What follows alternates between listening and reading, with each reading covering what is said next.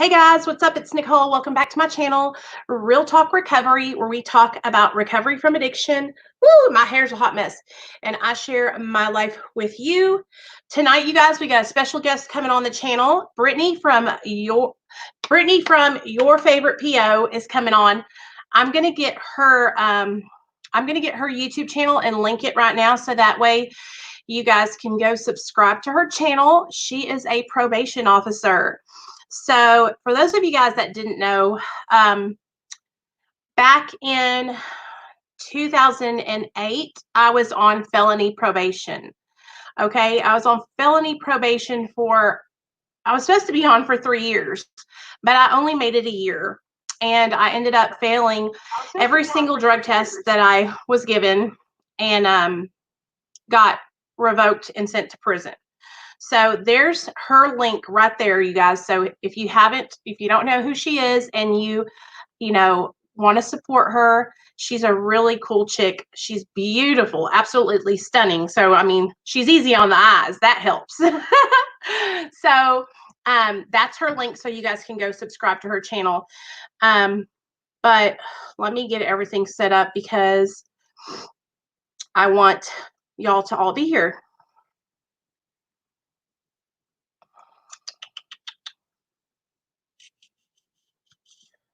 So anyway, that's what I was saying.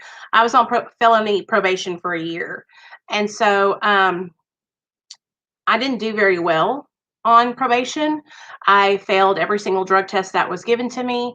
And so tonight, what I was thinking we could do was I want to share some different perspectives of, I want to ask her questions from the point of view of somebody that has been on probation. So that way, if any of you guys have any questions, also maybe you have a family member who's on probation or has been in trouble with the law, we can ask her questions about that. We can ask her questions about addiction and how the probation officers are trained to treat people that have addiction problems.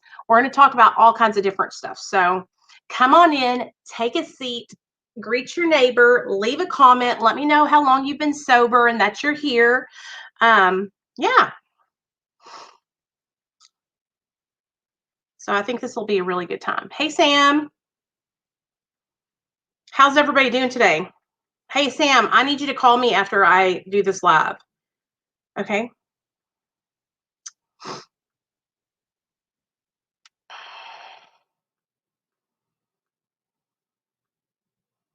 Hey, Misty. Hey, Mama. I'm so glad you guys are here. Yay. I'm texting everybody. You guys, listen, I am the world's worst, but like, I want my people to be here. And so some of you guys, I have to text to remind y'all, but y'all come. So, hey, Brandon. Hey, Cindy. I'm so glad you guys are here. Tonight, Brittany's coming on and she's going to share with us all about being a probation officer. And so, you guys, I do have to tell y'all, this is totally like a different kind of situation for me. Like back in my day, I would have never had wanted to talk to a probation officer, but I'm a changed woman now. I've turned over a new leaf. And so I really want to pick her brain and I want to get to know her. And I know that she can help so many of us that, have been down this road and have gotten in trouble, So, yeah. Hey, Jackie, what's up, girl? How are you doing, babe? I hope all you guys are having a really good day today. And here's another thing, you guys. YouTube is not sending out any notifications. So let me get all this going.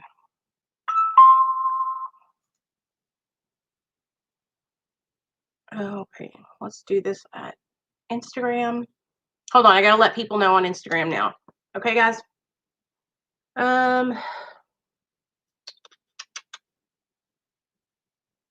Y'all are gonna do it with me.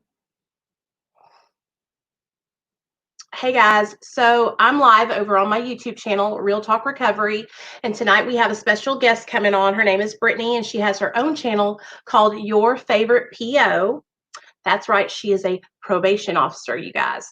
And my track record with probation officers isn't that good, but I've turned over a new leaf, and I'm a I'm a recovered addict, and I have hung up my criminal past. I have put my felony to the side, and I'm changing my life, and I'm doing better today. So I wanted to have Brittany on to come and talk about probation. I wanted her to give us some tips on how, if you're on probation or parole, how you can be successful and get off probation or parole. We're going to pick her brain tonight. So y'all come hang out with us over on the channel, Real Talk Recovery. I really want to get in there and ask her questions, because I know when I got put on probation, I got screwed and I had no idea what to do. And it was just a bad situation all around. So I'm really hoping that, if you guys have found yourself in trouble, that Brittany is going to be able to help you guys to understand, what it's like and what you need to do to get out of trouble. So come on over to the channel, Real Talk Recovery, over on YouTube, and me and Brittany will be over there. See you later. Bye. Okay. This is BS.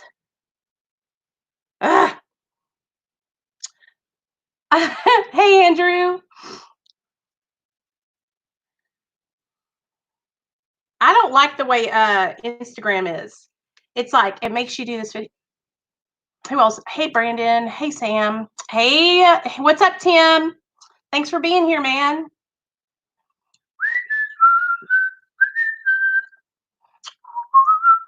Sam says, my boyfriend was on probation forever because he kept failing drug tests or absconding.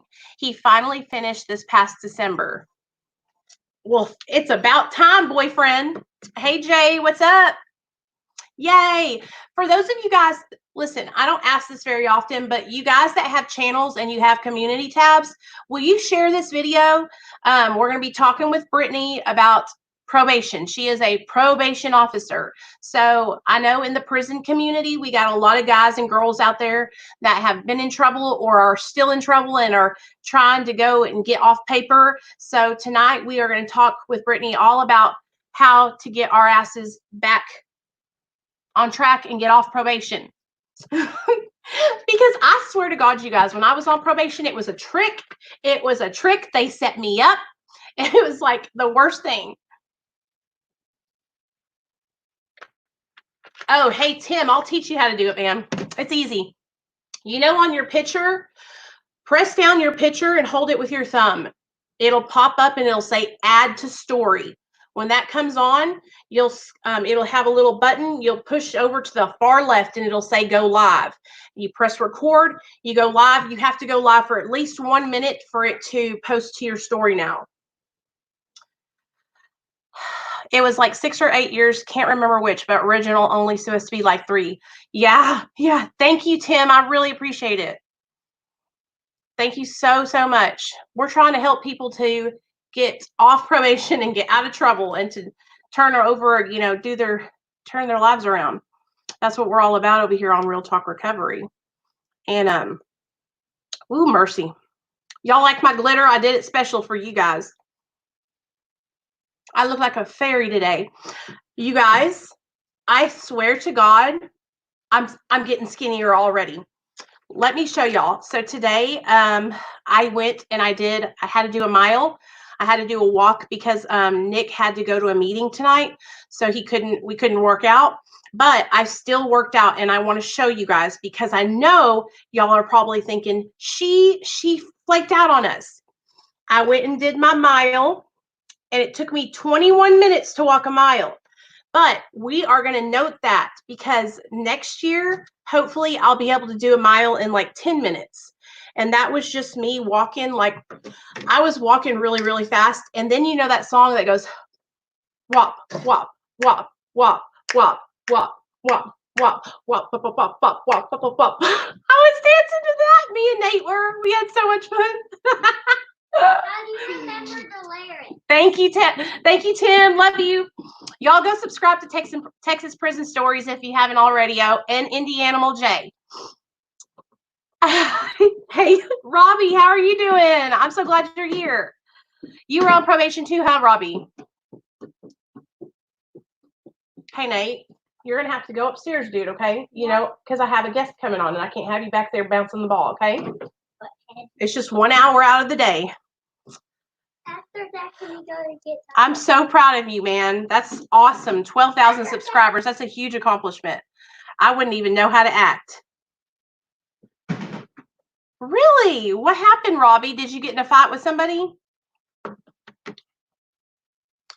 I'll tell you what happened to my husband. Something happened to my husband too. Same situation.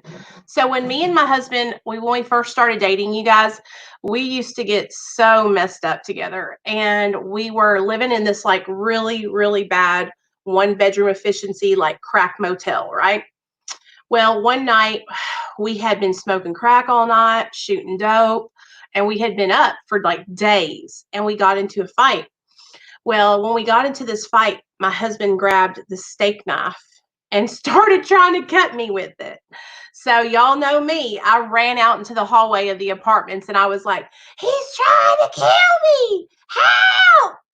So the neighbor called 911 and Neil ran. He ran and they couldn't find where he was at. Well, he ended up coming back around like 2 hours later, and the police caught him outside the building and took him to jail. And because of me, y'all, I wish I had never done this, but because of me, he got a charge on him, and then the state picked it up, right? Well, my husband has a concealed handgun license, and they took it away and all kinds of stuff.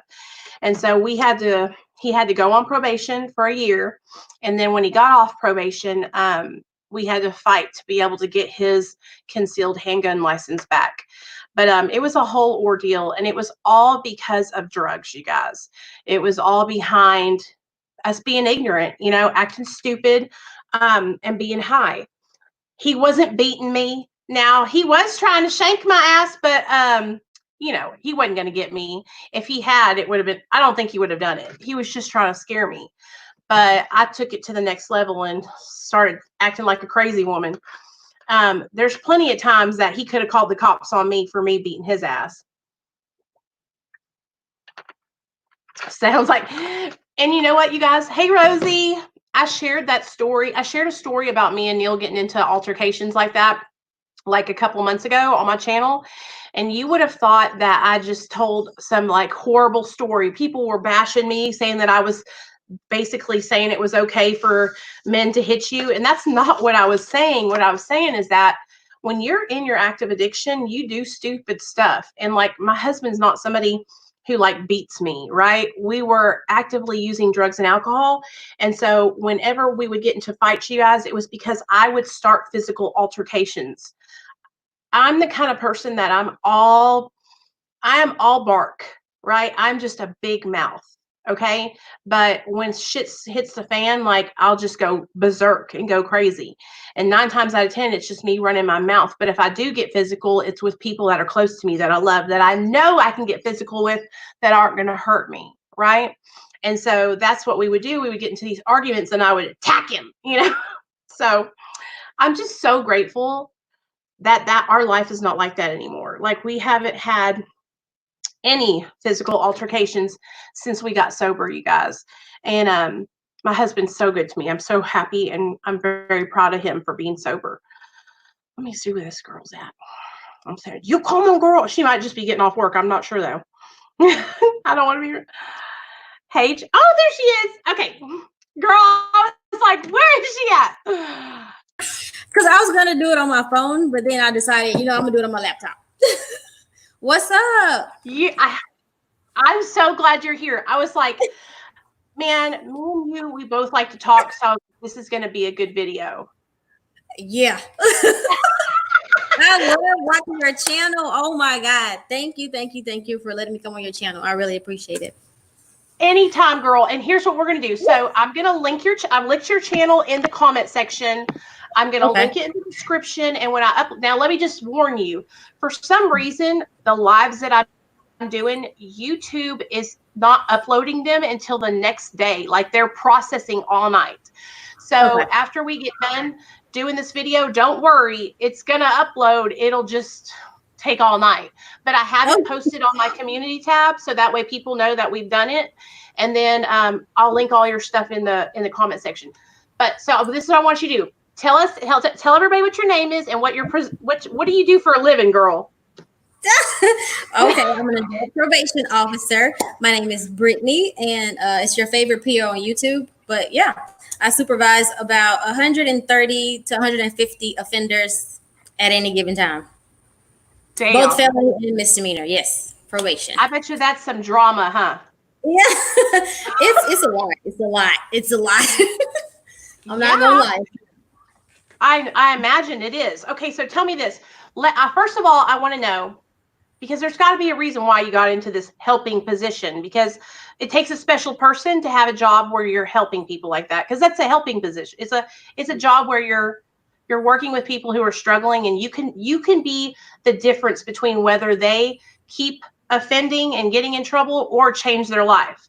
You know what I mean? So when you were younger, was there anything in your life that kind of like influenced you to maybe you saw people that were struggling with addiction or somebody close to you or anything like that? Oh yeah, of course. I feel like we all can relate to that a little bit. For me personally, it was my mother who struggled with addiction. Um, to this day, it's still a problem. And for me, I always knew that I wanted to help other people who were trying to get out of that. I still to this day, I wish I could help her, but she's not ready. I understand that you have to be ready yourself. So being a PO, like every day, I come in contact with people who are struggling with alcohol addiction, drug addiction, and some of them really want help and they want out. And I'm glad I can be there to give them a helping hand. Yeah. What was that like growing up? I mean, I don't like, unless you don't want to share, it's up to you. What was it like when you were younger with your mom being in active addiction? Did you stay with her or did you have to stay with other people? I mean, in the beginning, I stayed with her, but she did go to jail. She went to prison when I was very young. I think I was the first time she went to prison. I think I was about 8 because I was still in elementary school when she went to prison for the first time. So Uh-huh. that did take a toll on me. I had to go live with other relatives. Okay, she came out, but she did it again. I mean, it was possession of drugs, delivery of drugs.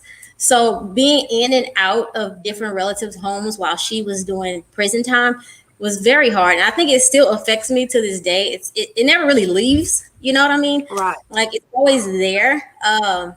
It's still kind of a sore subject for me, and I don't even really talk to her about it that much because I mean we're just not there yet. It's hard. It was Yeah. hard.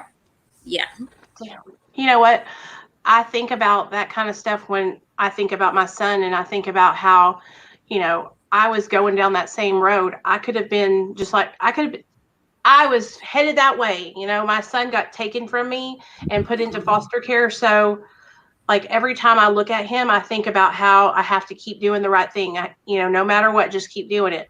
So I always try to ask people questions about when they were growing up because what I've always realized is that a lot of the times people choose to do things for a living because of the way something happened when they were younger. Like I work for Dr. B, and when he was a kid, his dad actually passed away from a drug overdose.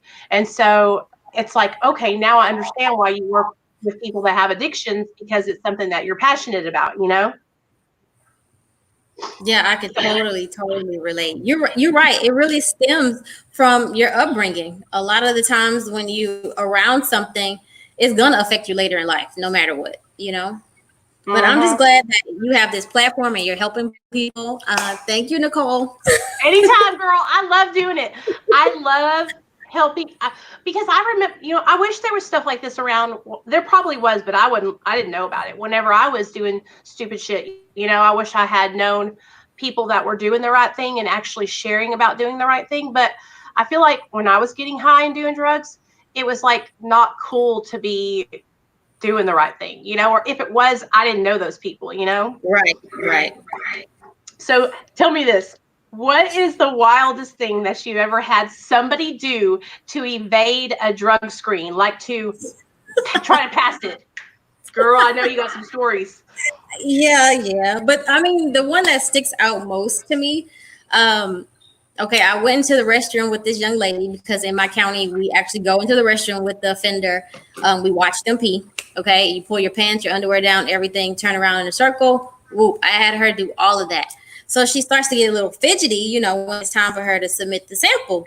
So I'm noticing that she's like sticking her hand down in like a weird way. I'm like, what are you doing? And so she starts to use the restroom or whatever, and then I hear like this splash, like something fell. I'm like, okay, what is that? So I asked her to step away from the toilet. I look in the toilet, and it's a condom in the toilet. Like she put urine in the condom just so she could pass the drug test. And It, probably put it up there and then tried to pull it out and poke a hole in it. It's like a whole ordeal, you know? Yes, yes, yes. And that was my first time ever having to deal with something like that as a PO. So I was kind of taken aback, like, oh God, what am I supposed to do? But yeah, she was really addicted to some serious drugs. It wasn't anything light. So we did get her help after that. Honestly, we did. But to this day, I think she's still on probation. And that was almost 3 years ago. So just to be in a position where I can help somebody get out of that, to get on a better path, I'm just blessed. I feel blessed. What is the protocol? Like, okay, let's say like my charges were possession of a controlled substance. So I got put on probation for 3 years, like what are the things that you start out with somebody who has a drug problem because of they have drug charges? Like, what are they required to do? Most often, if you have a drug charge, felony drug charge in my county, you're going to have to take drug offender classes right off the bat. The court is going to order you to be evaluated by a substance abuse counselor so they can determine the level of treatment you need, if you need any treatment at all. And then we place all of those offenders on a random call-in system for drug testing.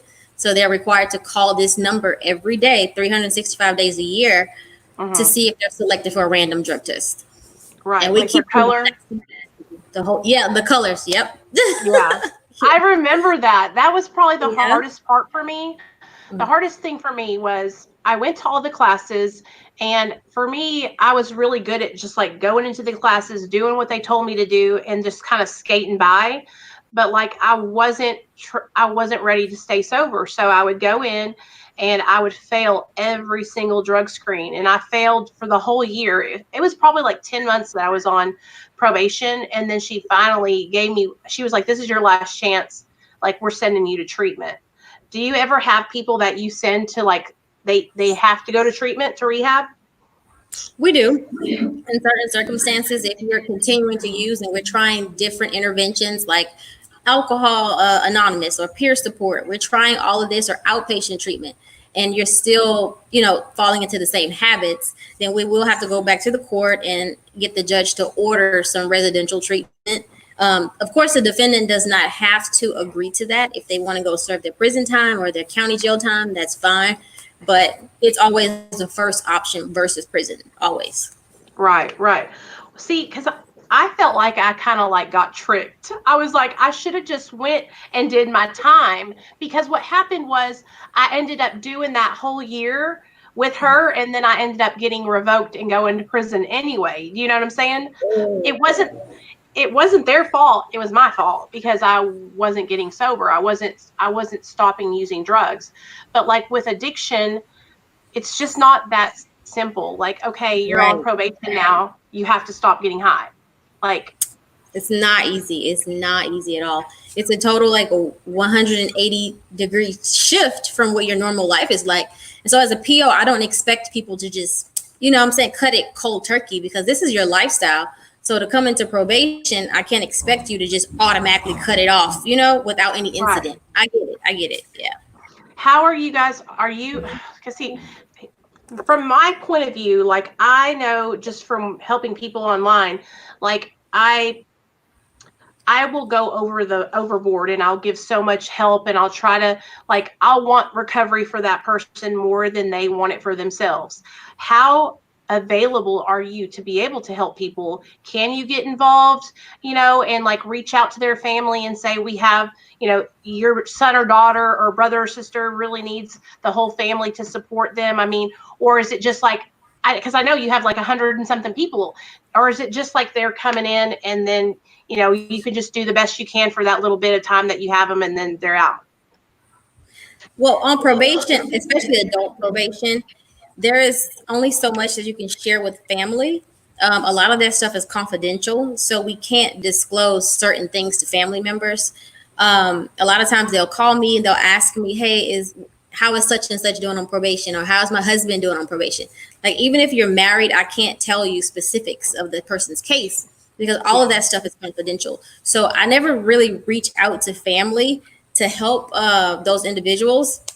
But if someone signs like a waiver saying, "Oh, you can talk to my family, you can talk to my wife," then that's a different situation. But I do try.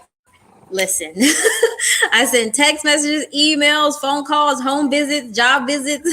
I'm like constantly trying to get them to understand that I'm there to help them. A lot of times when an offender is in the office, they feel like their PO is not somebody they can share that information with. If they're struggling, they're like, "Oh, they're the ones to lock me up. I'm not gonna tell them." But I try to make it open communication as much as possible. We're looking at you like you're the enemy. Yes. You know? Yeah. And so, like, how do you break down that barrier between you guys? Like, how do you sit down and be like, without being, because see, here's the thing, I would find myself running into the position where I'm not being professional, or I'm crossing a boundary, but like, you want to be able to get through to them that I'm here to help. I'm going to do everything I can to, help you stay on the right track. But how can you do that and still be like their probation officer? Do you know what I'm saying? Oh yeah, a lot of times it's really, really hard because there's like a thin line that you don't want to cross. You know what I mean? You don't want to be too much, and you don't want to get too personal with the person because it is a professional thing. It's a business. It's a relationship it's a business relationship that we have ultimately. But you build that rapport over time. You talk to your PO, you're on probation for 6-7 months. It takes time for different individuals.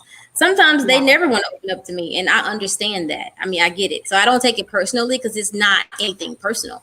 This is their life. They're struggling with something. I can only offer my help as much as I can. And at the end of the day, some of them are receptive to it, and some people aren't because some people aren't ready. But I just realized that it's nothing personal. Everybody has their own journey. You know what I mean? Oh, girl, I would take it because I would literally be in there with my Captain Save-A-Ho cape on, and I would be trying to rescue all these felons. I'm telling you. I mean, because I can just relate so much to them, their struggle, you know what I mean? And it's just, I don't even know. I would be terrible. I would not be able to be a probation officer. I wouldn't. Nicole, you can do it. You can do it, Nicole. I know it. It would be so bad. Like, I wouldn't even know what to do. Like, oh God, it would be, it's hard. I would go home crying. It's hard. It is very hard. Some people you get really attached to, even though you're not really trying to. Me personally, I've spent 2 years, 3 years, almost even 4 years, because I've been doing this 4.5 years. My whole time on probation, I've had the same offender, some of them. So you build that relationship, and it kind of gets to where if they mess up, you feel like I don't know, like it's your relative or something, because you guys have grown together through the years. It's like, dang, what could I have done? You know what I'm saying? To get you not to do that. But again, you got to remember, it's nothing personal. Everybody has their journey. You know what I mean? So that's what I try to remind myself of. Yeah. What are some things that, okay, so let's say everybody that's listening to this video right now is on probation. What are some things that you would give these people, like tips on how they can successfully walk through probation without any violations, without, what would you say your perfect probation person was? You know what I mean? To skate through and have no violations.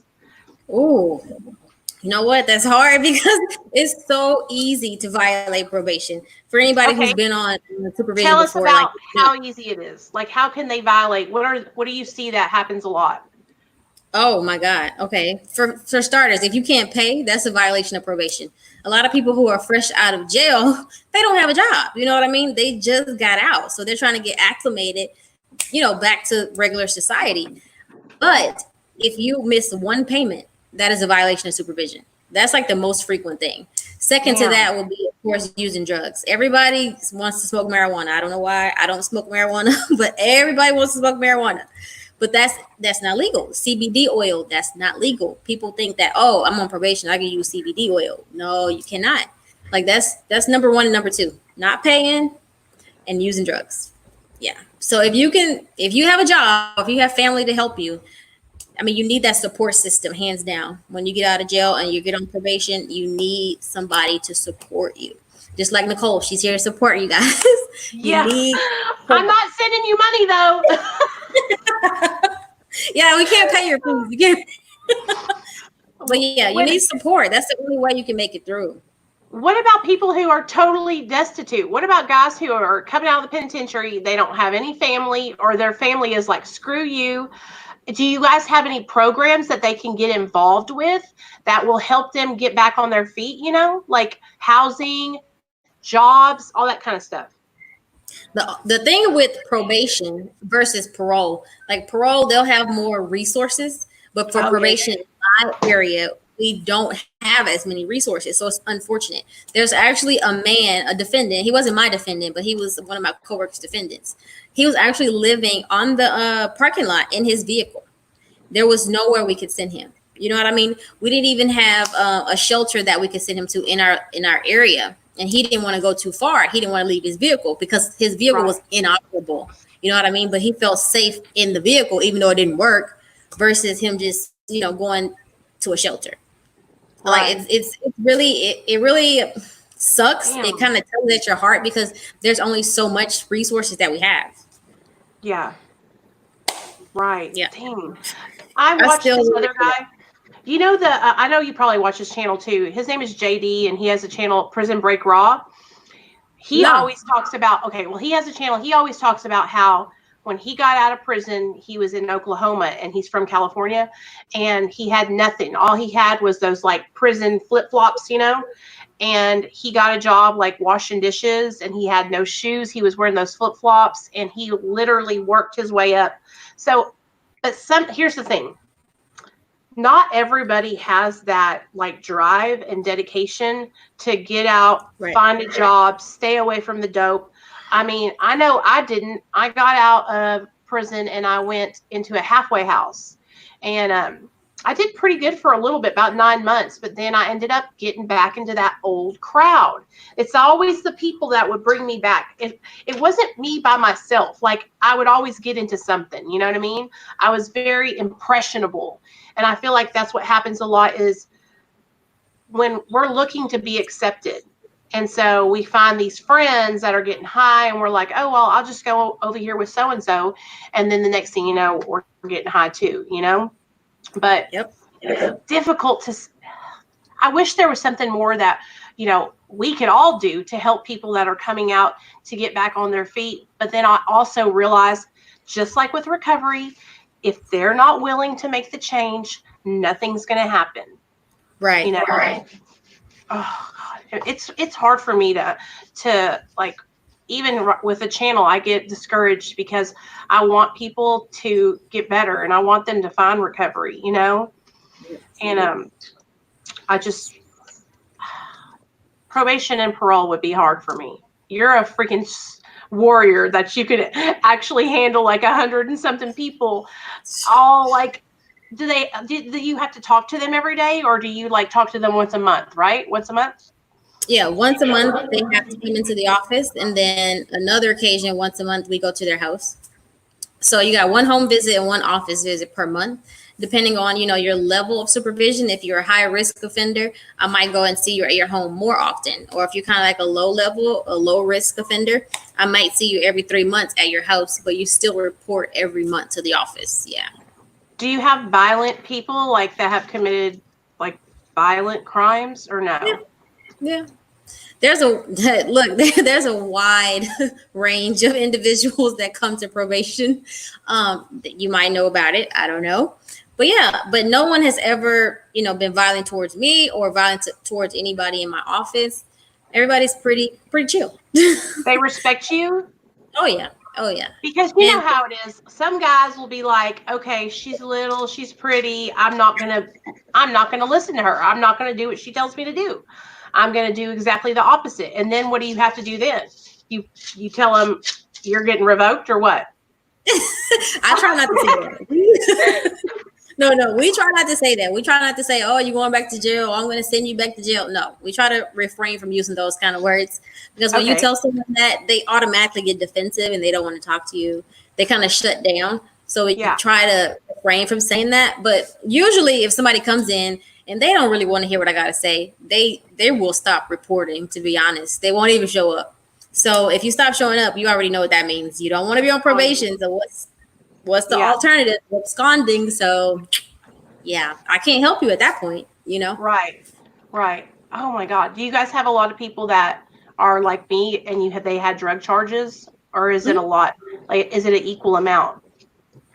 Oh, no, I would say 85% of my caseload is DWI, which they could be under the influence of alcohol or, illegal controlled substances or Yeah. possession of drugs. Yeah. That's Okay. like 85%. Yeah. Is it like you see like one certain drug that everybody's getting in trouble for, or is it like a mixed Oh, bag? Heroin? okay. Overwhelmingly is methamphetamine. So in the area where I live, it's a lot of meth. Yeah. You're in the country, huh? Yeah. Where you at, Georgia? No. In No. Texas, in Texas. Texas. Oh my God. Yeah. You're right Yeah. below me. Okay, Yeah. then I can totally understand. Same Yeah. here. When everybody was getting on heroin, all around the world, the United States, in Uh-huh. Arkansas, it was like heroin didn't come here until like 5 years ago, 3 years ago, or something like that. And so that's what I got in trouble for, was methamphetamine. And you know how it is. They set up a little trailer and then they're cooking it in their house, and Yep. it's the craziest Yep. thing. Yep. When I started probation, I was probably like 120 pounds. I was so tiny because I had been on one, I hadn't been eating or anything like that. And so I went in and I thought, this is the worst thing that could ever happen to me. And I had the worst probation officer. Like, seriously, I know, I was so scared of her.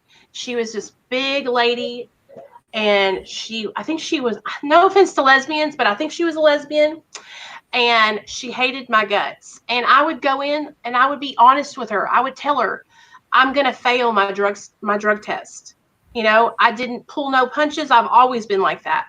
And no matter what, even when I would tell her I was going to fail and exactly what I was going to fail for, she made me take that drug screen. Why did she make me do that? Sometimes it's department policy.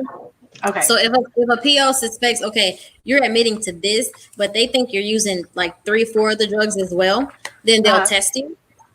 So sometimes just up to the PO's discretion of what they believe is going on, or it could be the department policy. Like we have to drug test them at certain intervals. So say for instance, you're on a drug charge. I have to UA you every month. I don't care if you admit to me or whatever. It's not me, it's the department. You know what I mean? Right. Yeah.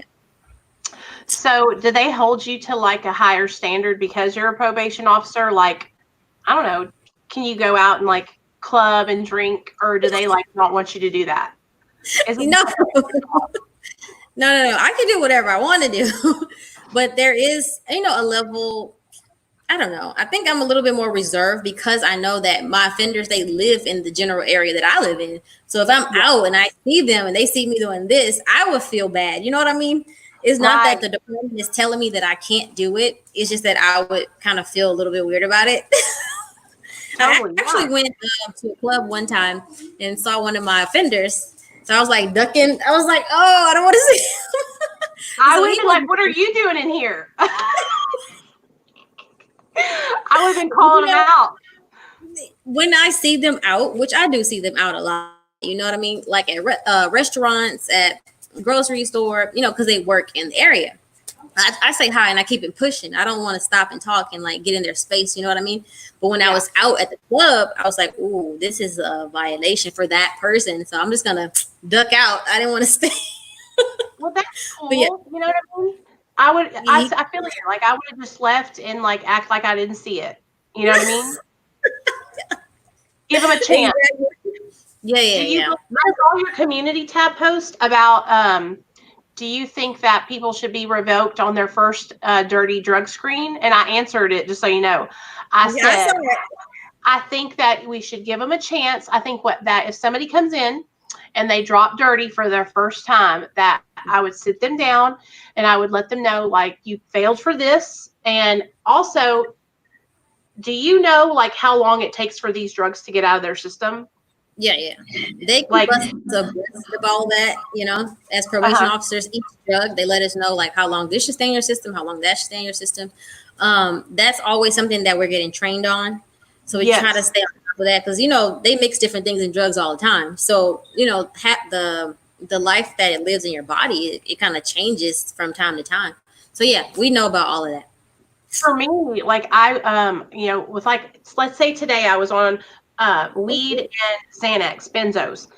I have tested positive for 45 days, like still peeing benzos and marijuana in my system because I'm a big girl, and so it was sat in there in my fat, and so I remember when Nathaniel got taken, I was taking these drug tests for CPS, and I was failing for benzodiazepines, and I had quit. Like, I got caught in the rehab sneaking Xanax in there, and I think I went cold turkey. And so I was peeing hot for those things for over a month, and they kept looking at me like, she's still doing them. We know she's lying. And I wasn't. Like, they were just still in my system. Like, they were still coming up on the drug screen. Oh, are you still there? Oh yeah, that happens all the time. Yeah. So you've had that happen where somebody is still testing positive Yeah. Can over you 30 hear days? me? Well, can you see me or hear me? Yeah, I hear you now. Is it gonna rain where you live? Because I think it's gonna rain here. Having trouble connecting. This is oh. Don't blame it on me now. You want to take Harley back upstairs? You're okay. I hear you Yeah, now. please. Can you see me? I still see you. You're good now. All right. I don't know. I guess my I think it's Wi-Fi. gonna storm. It's Huh? gonna storm. I think. I think it's gonna be like a tornado or something. I don't know, but it's getting No. really dark outside. Oh, okay. I have a couple more things I want to ask you, and then I won't keep you for too much longer. But I just want to ask you a couple more things. Okay. Okay. These are all things that I just wanted to know because I think back to when I was on probation, and I'm like, I try to think about what other people might need help with. I know you said that you shared my videos with your people. Did any of them really get help from it, or are they just like, screw that, I'm not watching that crazy girl?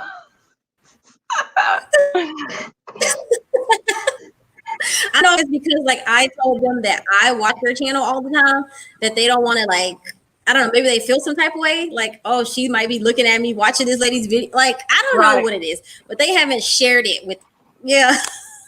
I know. Sometimes they're afraid to tell me things. Yeah. It's weird. It's weird. It's scary, because I feel I like get it. I know whenever I was on probation, I felt like this person has the keys to the rest of my life. And if I screw up here, like, I'm not going to be able to, my life's going to be over. And so I imagine that people are so afraid when they come on probation to even open up or be honest or even talk to you about what they're going through, and so breaking down the barrier, it would be so difficult, especially if they struggle with drug addiction, You see a But lot of that's the purpose. It was kind of like why I wanted to film some YouTube videos because I yeah, wanted to break down that stigma that's associated with probation. Because back in the day, probation was kind of that, like you messed up, you're out. You know what I mean? One time and you're yeah, done. But now things are changing, and I want people to know that, especially like the 18, 19-year-olds that are coming up. You know what I mean? Like if you get on probation, it's not automatically I'm going to send you back to jail. No, I'm going to work with you. I'm going to give you chance after chance after chance. If you want the help is there. That's what I want people to take away from it. You know what I mean? The help is there if you want it. We're not there to lock you up, okay? Not yeah. at all. I have a question. Samantha wants to know, what percent of people on probation for drugs do you feel that you have had the ability to help them recover? Oh, wow. Over the whole 4.5 years? Whew, man. If I had to put a percent on it, I'll probably say like 40, 45%. It's probably Which is really kind of good. difficult. It's kind of Yeah, good. that is very good. Because Yeah. you know what they say? They say, like, whenever you enter treatment, they say there's 30 of us. They'll literally tell us one of you are going to get sober, and then the 29 of you will not make it. Yep. Yep. That's true. And you're like, damn, I don't have a chance. I know it's heartbreaking, but not everybody's going to be ready. You know what I'm saying, to get sober at that time. I mean, it's a process for different people. Yeah. Do you guys have a lot of people that come in that are involved with like their children? They have kids, and then their kids are like in child protective services. And do you guys have to work alongside those different agencies? Oh, for sure, for sure. CPS calls my office like probably every other day, honestly, to tell me, oh, this offender is doing this, or they're asking me, how is this person doing on probation, or what kind of recommendation do I have for them? We work really, really closely with CPS because a lot of people, they do get their kids taken away, but it's not to, Yep. they work with us and we work with them so we can get the kid and the parent back together. You know, we want the families together. Right. We don't want them separated. Yeah. We work real close with them. The unification should be the goal always. You know? Yeah. And, yeah, you're so nice and so easy to talk to, but I'm telling you, like a lot of the people that work in the positions at CPS as probation officers, I hate to even be like this, but it's like there's this chip on their shoulder, or they're just so jaded that they've dealt with so many people with shitty attitudes for so long that they just, I feel like to be in a position where you're at, you have to be a person who can like start fresh new with each person. You can't go into a new relationship with a new probationee and be mad from the person that came in before them. That's so true. It's like customer service. You know what I mean? If you go to the grocery store and you piss somebody off and the next customer comes, you have to like put on a smile. Like that's your job. At the end of the day, every person is different. You have to respect each individual. Like I know I can come to the office. I may have had a bad day, but I can't take that out on this person. I have to be a professional, even if somebody's cursing me out, which they do. You know, sometimes people are not happy with with the things that I'm having them do, and you know they get a little irate. But I cannot take that out on the next person. You know, watching people's videos and stories on YouTube, even watching your live streams, your videos, hearing different people's perspectives, that keeps it, you know, that keeps it all in line for me because it reminds me like everybody's struggling, you know, even me, I'm struggling, and everybody's going to try to vent to you because I'm the PO. So they want to come in there sometimes and vent to me. And I just have to keep it in perspective, I guess. So thank you, Nicole, for helping me with that. Tell me this. Do you guys, I think I've asked you this before, do you guys allow people that are on probation to be on maintenance medication? Suboxone, methadone. Yep. They do. Yep. That is when I'm reverting everything back to my experience with Nathaniel. When I got Nathaniel taken away and we were in the courts, it was like you would have thought that they did not want me to be on this medication. And I kept trying to explain to them, like, I've never stayed sober. I've never been able to do this. I don't want to lose my son. And we had to have my doctor come in, the nurse, my therapist, to testify for us, to show them, like, this is going to be able to help them, you know, like, and now look, now I have my son back and now I'm tapering and I'm doing all these things. But I feel like it's such a stigma with medically assisted treatment that here in Arkansas, it's just like so backwoods and so judgmental that it's so difficult. I've heard of them not allowing people to do that. And it's like, these are things that could change whether somebody is able to be successful, stay sober, and finish with their probation, you know? Oh, yeah, 100%. I think over time, things are changing. Like you said, a few years ago, no, we weren't allowing that. But as time moves on and they see, you know, the results of people who like actually benefit from this, we're moving towards that.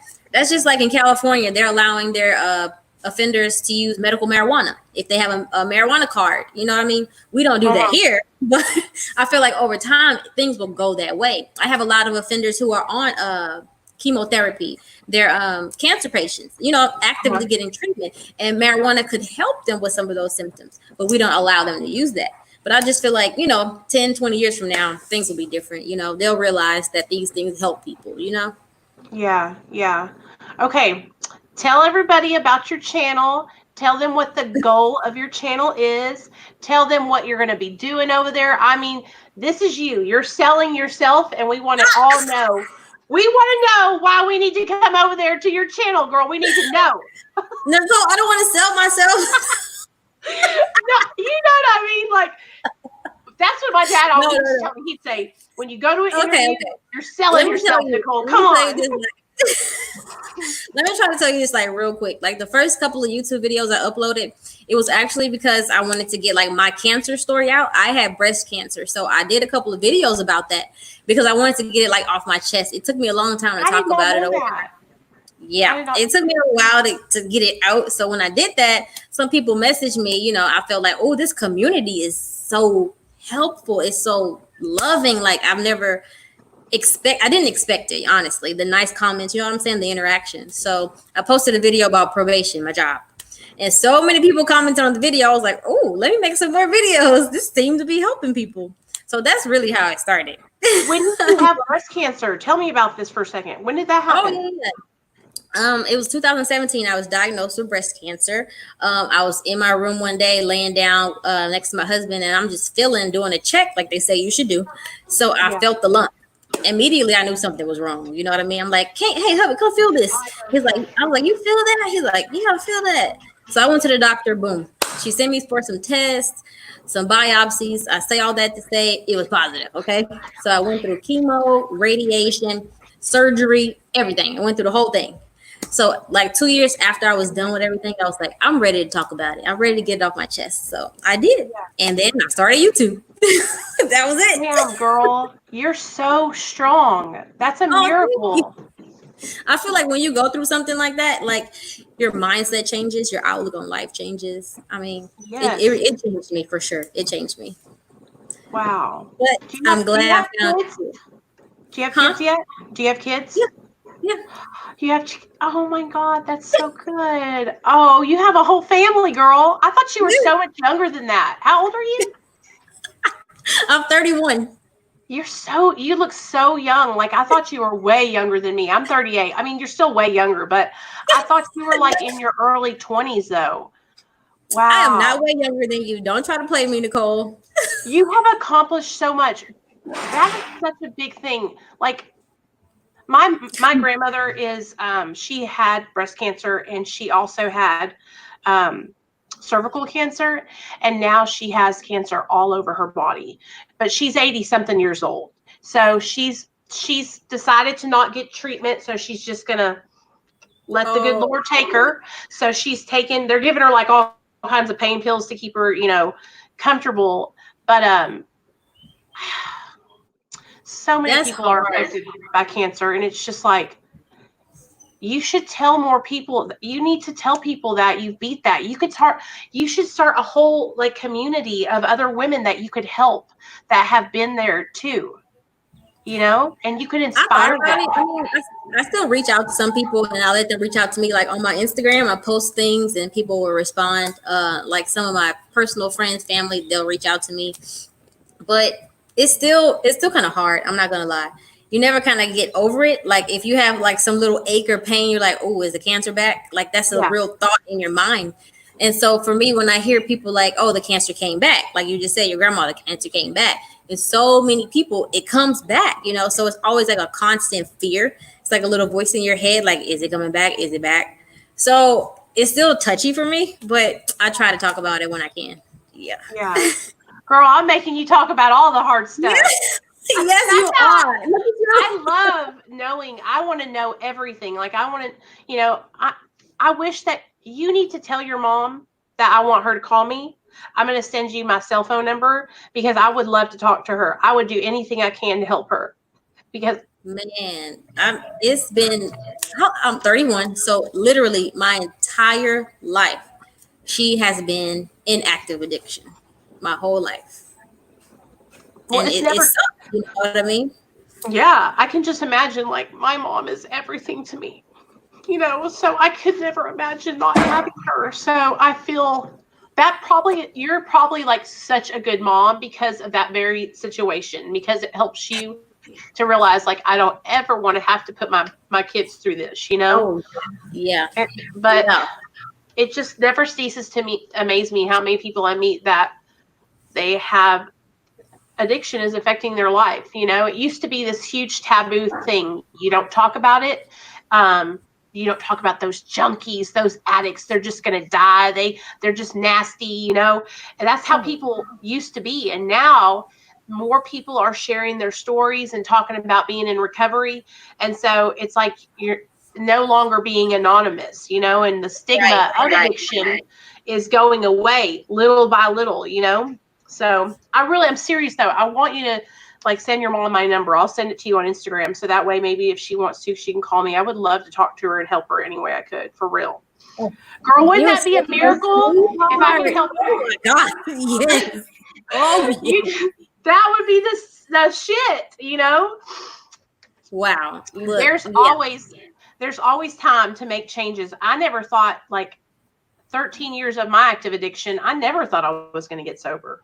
I thought I was going to die like that. I thought I had come to terms with the fact that I was going to die a drug addict. And that's just what it was. And so all people need is somebody to help them and inject just a little bit of hope into their life. Because 9 times out of 10, the person has given up because they don't think they can do it.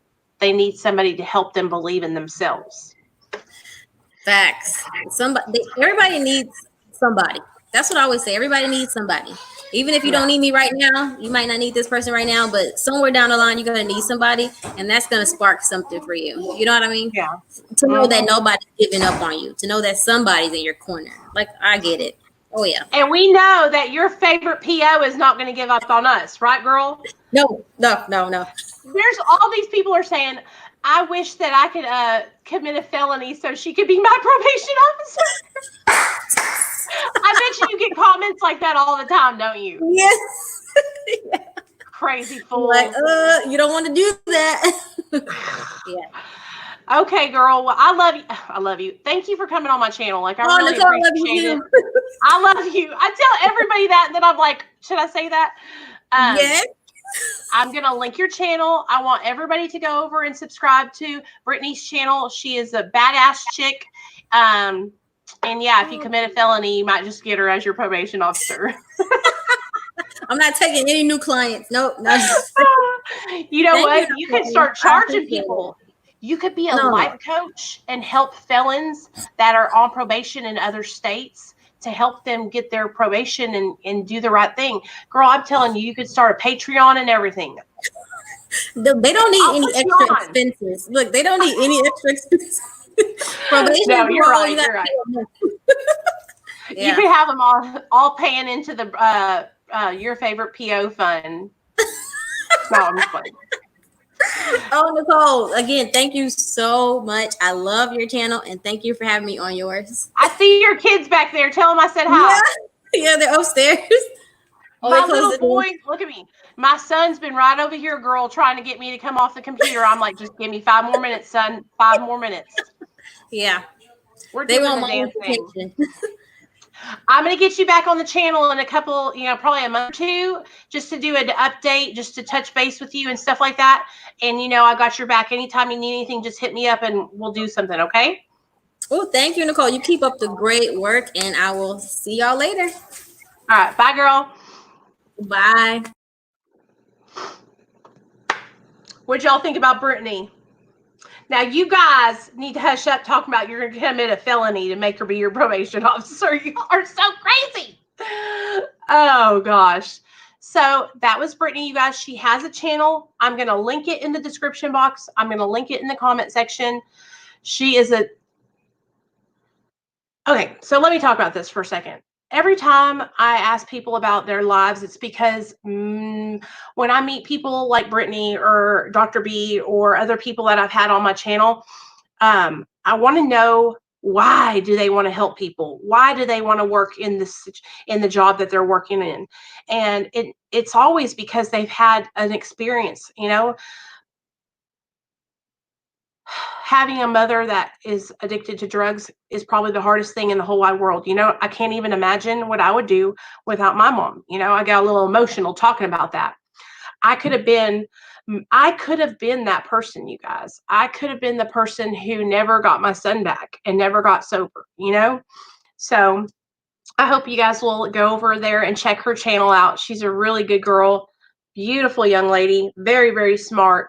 And she's got some good shit over there on her channel. So y'all go subscribe to her channel and hook her up and help her out. We're going to get her some exposure out there. But I love you guys. What I'm going to do is I'm going to end this video and upload it because I want it to go up on the channel. And then what time is it? It's 7:48. Give me about 30 minutes to get Nate settled down. And then I will give me about 30 minutes to get Nate settled down. And then what I'm going to do is I will come back on and we'll do like an evening meditation together. We'll do like the courage to change or something like that. Okay, guys? So please, please, please go over and subscribe to Brittany's channel, your favorite PO. Okay? All right. Love you guys.